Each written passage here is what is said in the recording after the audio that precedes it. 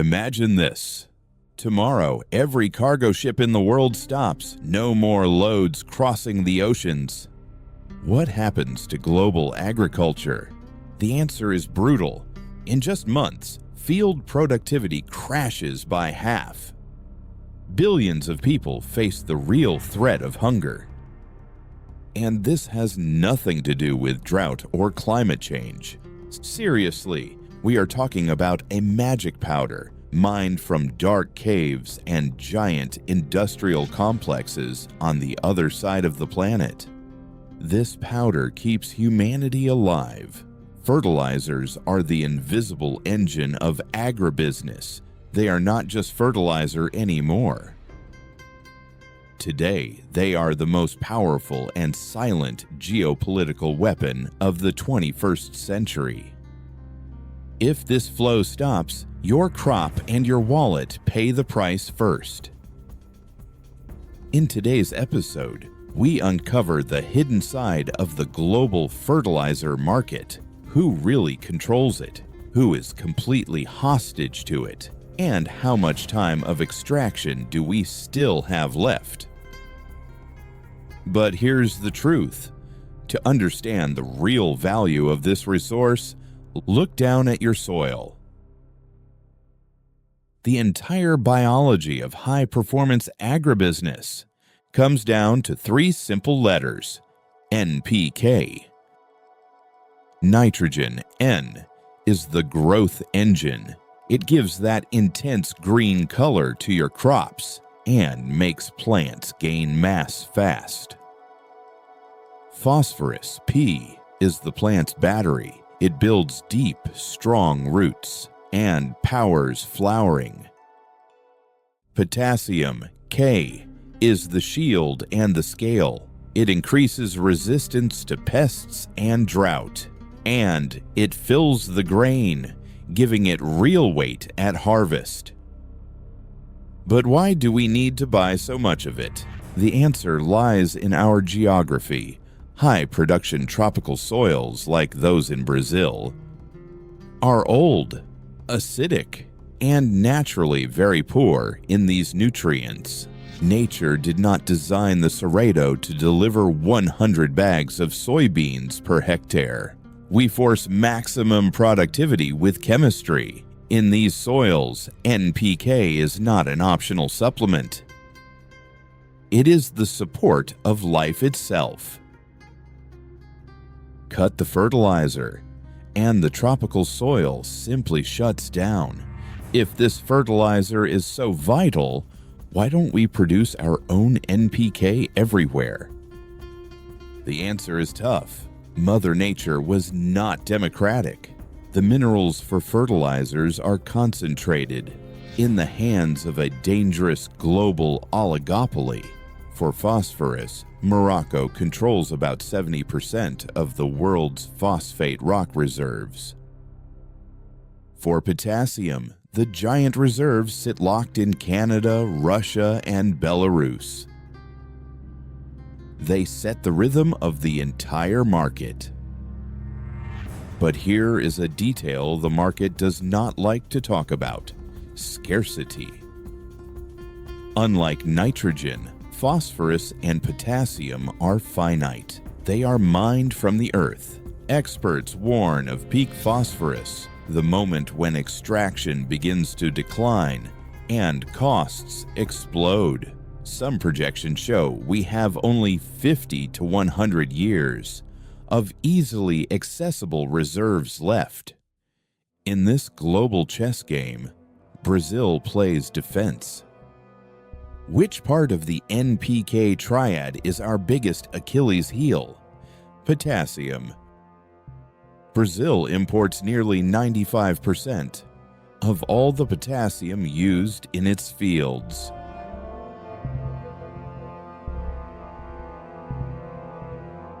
Imagine this: the United States, the second largest soybean producer on Earth, sits on soils that look far more forgiving than many others around the world. Younger, richer, less acidic. It almost sounds like they have a massive head start. But here's the brutal truth that nobody wants to say out loud. Even with better natural soils, America is still trapped. And the name of their silent enemy is exactly the same as Brazil's: potassium.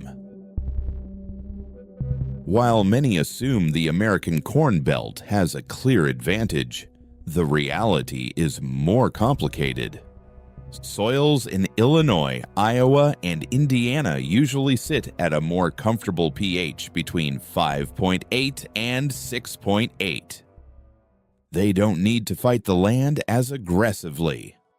Their soils hold nutrients better. They don't have to force productivity the same way others do. But when the conversation turns to potassium, that advantage disappears. The United States produces plenty of nitrogen thanks to cheap natural gas and modern plants. They grow a solid share of their own phosphorus too. Yet when it comes to potassium, they face the same vulnerability as Brazil. They produce less than 7% of what their fields demand.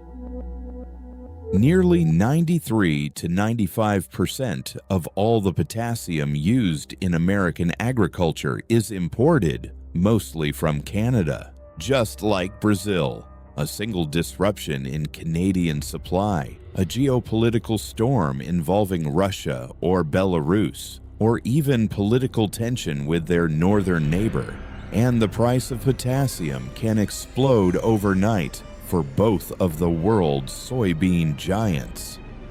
Here's the dramatic reality.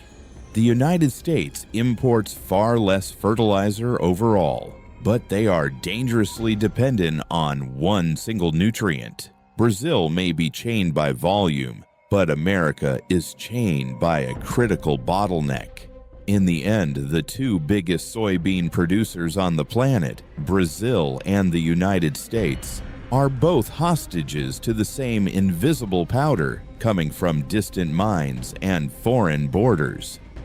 One pays with massive volume, the other pays with extreme vulnerability. And in this global chess game, neither superpower is truly safe.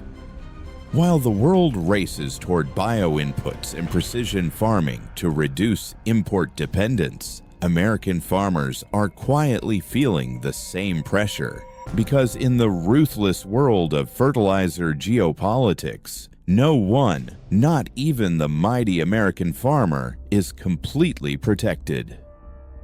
The question hits hard. How long will we keep depending on mines thousands of miles away? And you, producer, do you still believe American soil gives them a real advantage? Or does the potassium trap prove that we're all playing the same dangerous game? Tell me in the comments. Our billion-dollar agribusiness depends entirely on ships coming from the other side of the world. But to truly understand the value of NPK, you need to see the titanic effort humanity makes to pull it from nature. We are not talking about picking fruit from trees. We are talking about taming the planet itself. Nitrogen is pulled literally from the air we breathe, but to turn that air into solid fertilizer, the industry uses the Haber-Bosch process, crushing pressure, hellish temperatures, using natural gas. Much of the world's food today is literally born from fossil fuel. Phosphorus demands brute force. Entire mountains are devoured by excavators the size of buildings, then crushed, melted, and bathed in highly corrosive sulfuric acid. Potassium is even more extreme. Miners descend more than 1 kilometer underground into dark, suffocating tunnels, excavating the remains of prehistoric oceans. Every single grain of fertilizer that falls into your planter carries explosions in deep mines, acid baths, and the burning of millions of liters of natural gas. Now imagine this. The biggest agricultural powers on the planet are one delayed ship away from absolute financial collapse. After all that hellish effort, where does the magic powder go? The biggest buyers are giant hostages: India, the United States, China, and the absolute leader, Brazil. Brazil is a true export machine of soybeans, corn, and meat. But this machine has a gigantic Achilles heel.